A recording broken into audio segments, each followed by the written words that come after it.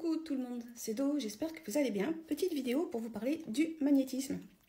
En tout cas, l'histoire du magnétisme. Je vais déjà vous la refaire du début du début.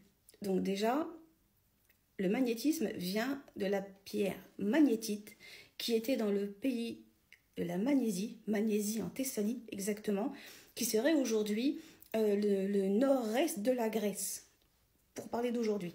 Donc il faut comprendre que c'était un minéral qui était dans la roche, dans le sol, enfin, il le vivait, il le mangeait, enfin, c'était une forêt au plus grand du possible, vous imaginez bien. Et encore une fois, elle était vraiment dans les airs. C'est comme si c'était là et que ça émanait, que ça émanait, que ça émanait. Donc les gens, ils en étaient imbibés, imbibés, imbibés. On va gagner du temps tout de suite. Donc, vous imaginez bien qu'après, avec les exodes, les colonisations, j'allais dire les déménagements, enfin bref, les gens partaient, etc.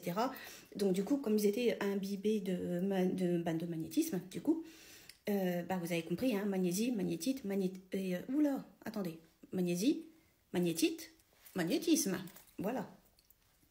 Donc bref, ils en étaient imbibés, etc., etc. Mais ça veut dire qu'ils avaient un fort taux de magnétisme en eux, et ça a même après imprégné dans leur ADN au fur et à mesure. D'où le pourquoi il y a des personnes qui en ont plus, voire ils ont du magnétisme de l'inné, si je peux dire ça comme ça. Mais vous allez me suivre pour la suite. Donc ceux-là, ils n'ont pas besoin de le travailler, ils en ont.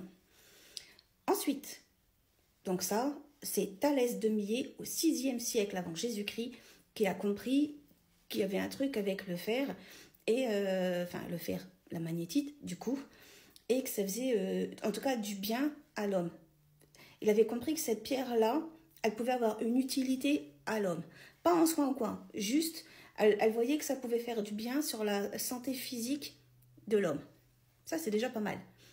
Ensuite, à l'époque de Platon, 12e siècle, lui, il a compris qu'avec donc la magnétite, l'aimant, du coup, parce qu'il a vraiment appelé ça après sur le principe de l'aimantation. Et c'est même lui qui a inventé la première boussole pour les marins, vous savez, pour avoir l'étoile polaire. Donc voilà, c'est lui qui a compris cette histoire d'aimantation. L'aimantation, plus, ça fait plus, ça fait moins, ça fait plus. Donc, et il s'est servi de cette pierre-là, justement, pour diriger. Et puis voilà, déjà, Platon, génie.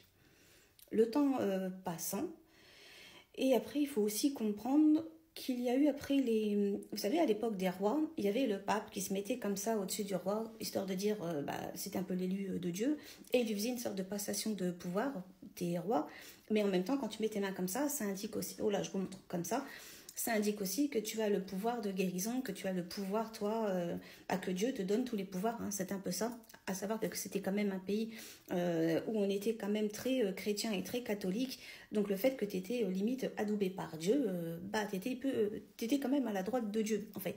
Ça faisait Dieu, le pape, toi, quoi, enfin, le roi, tu comprends bien.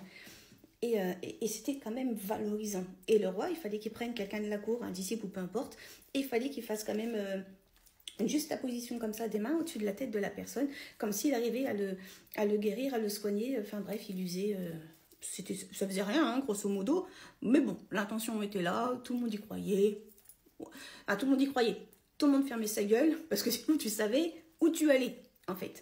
Les oubliettes, c'était pas fait pour rien, le fléau n'était pas créé pour rien, c'était une époque où tu comprenais qu'il fallait bien que tu fermes ta gueule. Donc, bref, t'es guéri, oui, voilà. Et le temps passant, mais ils avaient quand même compris déjà ce principe un peu de, vous savez, mettre les mains et comprendre qu'on pouvait soigner et faire du bien avec les mains. C'est quand même important. Donc ça, c'était vraiment, encore une fois, vous imaginez bien, au départ, c'était vraiment le Moyen-Âge, etc. Le temps passant.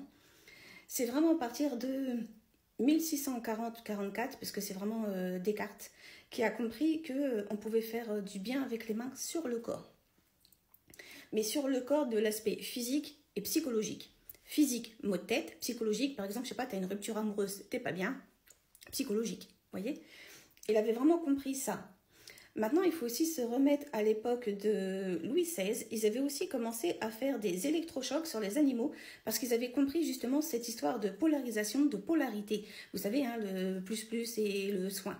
Et ils avaient fait ça donc sur les animaux. Et c'est Louis XVI en fait qui a demandé une expertise sur, pour voir si ça faisait vraiment du soin. Parce qu'il avait quand même chaud au cul, hein, le Louis XVI. Il sentait bien que les gens commençaient un petit peu en avoir marre de lui. Et il manquait plus qu'on lui coupe la tête à celui-là. Donc, il sentait qu'il fallait qu'il fasse quelque chose. Et comme il a vu que ce n'était pas nécessaire, il a demandé à ce qu'on arrête de faire ça aux animaux. Mais en tout cas, l'idée était là. Ils avaient compris qu'avec cette histoire de d'aimantation et de polarité, on pouvait faire quelque chose. C'était un peu les balbutiements de... Bah ouais, cette histoire de... Regardez, hein, c'est ce qu'on fait avec les batteries de voitures, hein, tout qu'on fait aujourd'hui.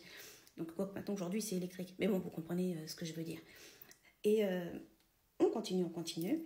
Et c'est vraiment vers les années, je vous dis, allez, dans les années 1000... début années 1900, vraiment. Où là, les rebooteux, on appelait même ça mince, des coupeurs de feu, etc. Le mot magnétiseur est venu quand même plus vers les années 1920-1950. Ça, ce mot-là, en tout cas, il est venu beaucoup plus tard. Mais c'était caché, hein, quand on allait les voir, on ne le disait pas, hein, c'était vraiment quelque chose de, comme ça, en secret. Enfin, on n'était pas fiers de dire qu'on allait voir quelqu'un qui pouvait nous faire du bien avec ses mains sans le côté un peu... médicinal, médical, médication, enfin vous voyez, il y avait ce côté naturel, pas. Et même si d'un moment il y a eu aussi donc, la révolution et après la création des premiers gouvernements, etc., etc., il y avait quand même les restes d'avant où on est quand même un pays qui est extrêmement chrétien. Et toutes ces choses-là, elles étaient encore une fois très mal vues, malgré tout. Même si on essayait de créer ce qu'ils appelaient eux le nouveau monde, il y avait quand même l'ancien monde qui était là. Et puis c'était quand même très campagne. Enfin, on n'en parlait pas. C'était pas quelque chose... et tout était tabou, enfin, encore une fois. Enfin, bref. Et puis, aujourd'hui, on voit tout ce qu'on peut faire avec le magnétisme. Donc, comme vous avez pu voir, magnétite, magnésie, voilà, pour faire le magnétisme d'aujourd'hui. Le magnétisme a vraiment, avec les soins et ce qu'on apporte aujourd'hui, ça a vraiment été un peu plus mis de façon, je mets des guillemets, scientifique depuis 2007. Donc vous voyez, ça remonte à pas si loin que ça. Et je mets bien des guillemets, hein, parce que c'est pas encore là. Mais en tout cas, c'est un peu plus instauré, on va dire ça comme ça, reconnu tout du moins depuis 2007. Donc écoutez, j'espère que ça vous a plu. De bisous. Dites-moi si vous voulez d'autres vidéos de ce genre-là. Prenez soin de vous, prenez soin des autres, prends soin de toi. Vous savez que je vous aime. À très bientôt dans une prochaine vidéo. Ciao, ciao. Bye, bye.